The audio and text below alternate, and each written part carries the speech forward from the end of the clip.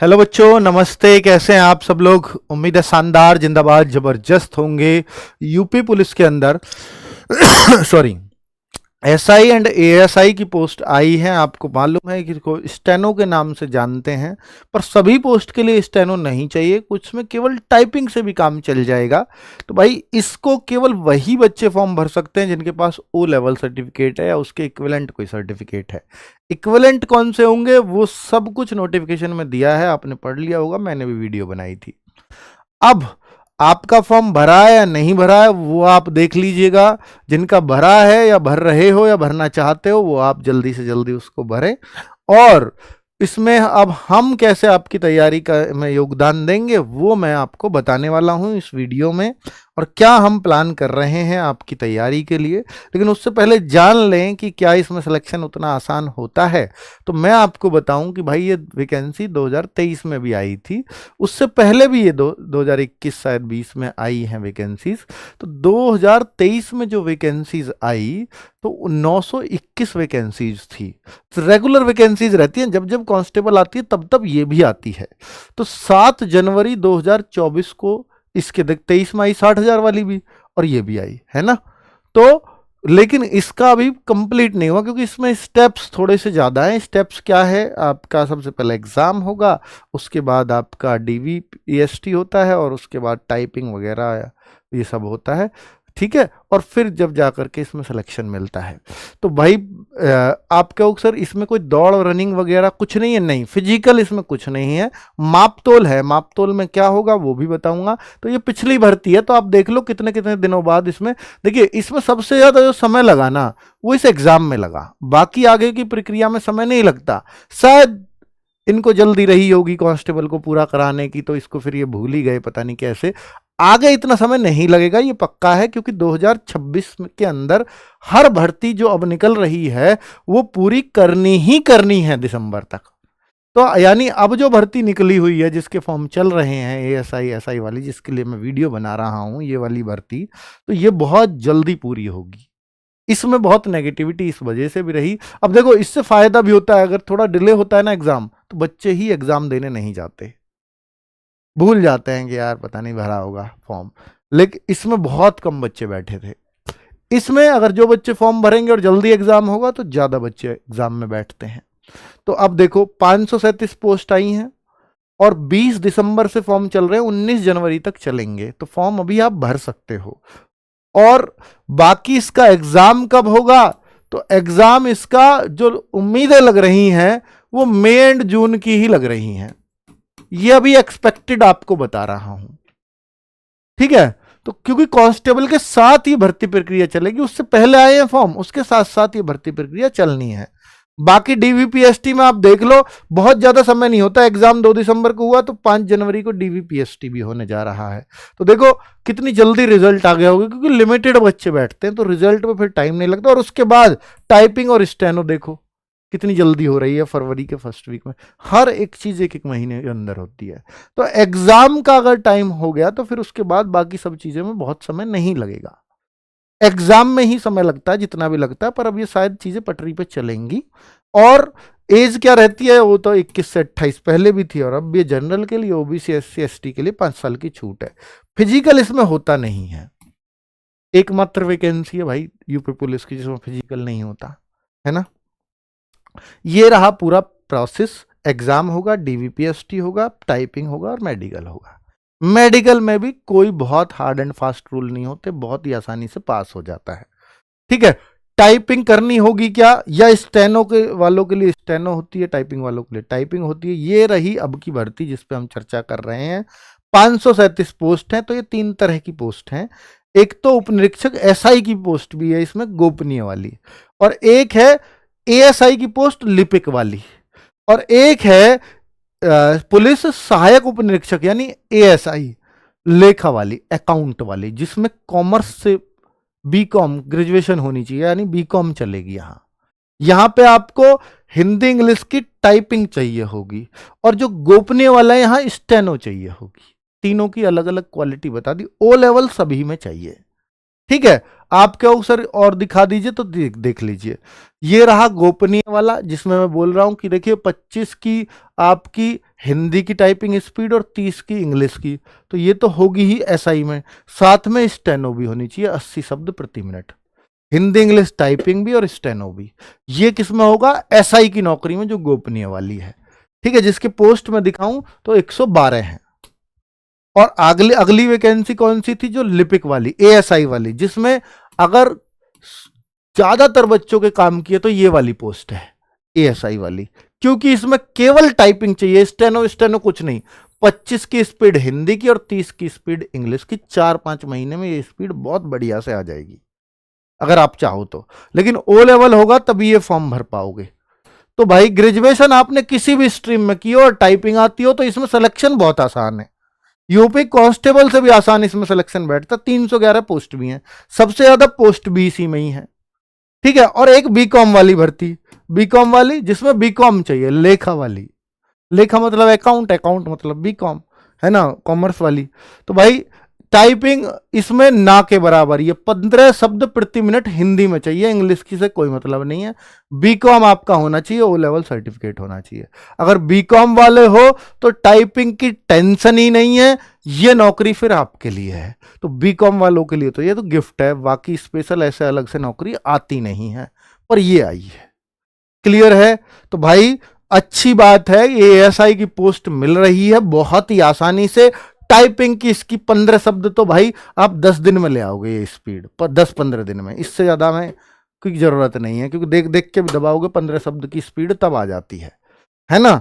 तो इसमें अगर आप बीकॉम हो और ओ लेवल सर्टिफिकेट भर तभी पाओगे, इसलिए फॉर्म बहुत कम जाएंगे। बीकॉम भी लगा दी शर्त और ओ लेवल का सर्टिफिकेट भी लगा दिया, तो इसलिए फॉर्म बहुत कम भरे जाते हैं, क्योंकि कोई बीकॉम होगा तो ओ लेवल नहीं है, कोई ओ लेवल होगा तो बीकॉम नहीं है ना। चलो, तो यहां पर अगर हम देखें तो एग्जाम में क्या क्या आता है, 400 अंक का एग्जाम होता है, 100 नंबर के 4 चीजें होती हैं, 4 क्या 5 चीजें होती है, बताता हूं। पहले 100 नंबर में जिसमें 50 क्वेश्चन, एक क्वेश्चन 2 मार्क्स का, तो 50-50 क्वेश्चन के 4 पार्ट हैं। पहले पार्ट में हिंदी और कंप्यूटर लगभग आधे आधे के होते हैं, 25-25 क्वेश्चन दोनों के, ठीक है। और कंप्यूटर का काफी वास्ट सिलेबस है, कंप्यूटर का ऐसा नहीं है ऊपर ऊपर से पूछता है, वास्ट सिलेबस है, डीप सिलेबस है, ठीक है। तो हिंदी और कंप्यूटर 50 क्वेश्चन इसमें रहेंगे 100 मार्क्स के। जीके के 50 क्वेश्चन जिसमें करंट अफेयर्स अच्छा खासा होता है, 100 क्वेश्चन 100 अंक, और मैथ 50 क्वेश्चन 100 अंक, और यहां पर अभिरुचि और रीजनिंग 50 क्वेश्चन 100 अंक, टोटल ये 400 अंक का ऐसे पेपर होता है। ये कहता है कि 35% आपको मिनिमम लाने पड़ेंगे, 35% प्रत्येक विषय में, यानी ये भी शर्त है कि आपको हर विषय में 14-14 क्वेश्चन सही करने जरूरी हैं, 35 अंक लाने हैं ना, एक क्वेश्चन 2 अंक का है, तो 35% यानी 100 का 35% अंक, और 50 का 35% निकालोगे तो 14 क्वेश्चन बैठेंगे। अब आगे देखते हैं, ओएमआर बेस्ड पेपर होगा, जी हाँ, ऑफलाइन पेपर होता है, क्लियर है ये बात भी। तो ये पेपर है इन तीनों पोस्ट के लिए, जो मैंने आपको तीनों बताई, पेपर सेम ही है, प्रीफ्रेंस भरनी होंगी बस वहां तो, ठीक है, फॉर्म में प्रीफ्रेंस भरी जाती है। नेगेटिव मार्किंग नहीं दिया है कहीं भी कोई जिक्र, 2.5 घंटे आपको इस पेपर को करने के लिए मिलेगा, 200 प्रश्नों की संख्या है, ठीक है। इसमें जो पीएसटी होता है, जो डीवी के साथ डॉक्यूमेंट वेरिफिकेशन, पीएसटी में सिर्फ हाइट नपती है और चेस्ट नपती है। हाइट लड़कों के लिए 163 और लड़कियों के लिए आगे बता रहा हूं, और चेस्ट 77 से 82। अगर आप एसटी कैटेगरी से तो 156 हाइट भी चल जाएगी लड़कों की, और चेस्ट में भी छूट है, 75 से 80 चेस्ट चल जाती है, ठीक है। 75 कैसे? बिना फुलाए, 80 फुला करके। ये रही महिलाओं की, तो यहां हाइट ही नपती है महिलाओं की, वजन की कंडीशन चेस्ट की नहीं होती है महिलाओं में। 150 सेंटीमीटर महिलाओं की हाइट, अगर एसटी से तो 145 भी चल जाएगी, और 40 किलो वजन जरूरी है महिला में इसको पास करने के लिए। अब आप देखो कि पिछली कट ऑफ कितनी गई है, कैसे गई है। अगर आपको ये देखना है तो अकाउंट वाली कट ऑफ कितनी कितनी जाती है, ये मैंने आपको दिखा दिया। जो कॉन्फिडेंशियल वाली वैकेंसी गोपनीय वाली होती है, तो इसकी कट ऑफ कितनी कितनी जाती है वो मैंने दिखा दिया। आप कहो सर ये एएसआई जो बाकी होती हैं बाकी जो एएसआई की पोस्ट आपने बताई हैं तो उसकी कट ऑफ कितने पे जाती है, जिसकी सबसे ज़्यादा पोस्ट है तो देखो उसकी सबसे ज़्यादा कट ऑफ रहती है। तो इतना इस कट ऑफ पे आपका सिलेक्शन हो जाता है। और ये कट ऑफ और डाउन हुई, जितनी लगा दी इन्होंने, क्योंकि बच्चे फिजिकली नहीं वो पास ही नहीं कर पाए टाइपिंग या हम कहें स्टेनो, तो फिर ये और डाउन हुई हैं। आपका ये फाइनल है, शुरू की है तो इसके बाद ये डाउन ही हुई या अपने ही हुई, इतने पे सिलेक्शन हो जाएगा, कहने का मतलब ये है, इतने मार्क्स लाने पे। अब आप कहोगे सर कैसे इसकी तैयारी करें, क्या है प्लान? तो हम लोगों ने ना इसके लिए एक बैच निकाला है, क्योंकि बहुत ही लिमिटेड बच्चे होते हैं इसके, तो हमने एक ऑपरेटर बैच नाम से निकाला। और कंप्यूटर जो है ना, जो कंप्यूटर इसका सब्जेक्ट है, उससे बहुत बच्चे चिंतित होते हैं और वो सिलेक्शन निर्धारित करता है आपका, क्योंकि मैथ, रीजनिंग, जीएस, हिंदी ये सब पढ़ते ही हैं। कंप्यूटर के 25 क्वेश्चन काफ़ी मतलब वैसे होते हैं कि जिनको पढ़कर ही बच्चा सेलेक्ट होता है। तो वो वाली सब चीज़ें, बाकी हिंदी हो, मैथ हो, रीजनिंग हो, सब कुछ चलेगा, बिल्कुल वैसा चलेगा जैसा एग्ज़ाम में होना चाहिए। तो मेरे भाई 999 का बैच हम इसको लेकर के आए हैं, 20% डिस्काउंट पर है, 799 में मिल जाएगा। ये 20% डिस्काउंट केवल कब तक है? जब तक डेमो कंप्लीट नहीं हो जाते। 12 तारीख को पहली क्लास चलेगी, हर सब्जेक्ट की क्लास चलेंगी 12 जनवरी को इसके लिए, ठीक है। और बहुत सारी चीज़ें इसमें यूपी कांस्टेबल से ही रिलेटेड रहेंगी। जैसे आप कहो कि मैथ है तो यूपी कांस्टेबल में वही मैथ है और आपका भी सिलेबस वही है।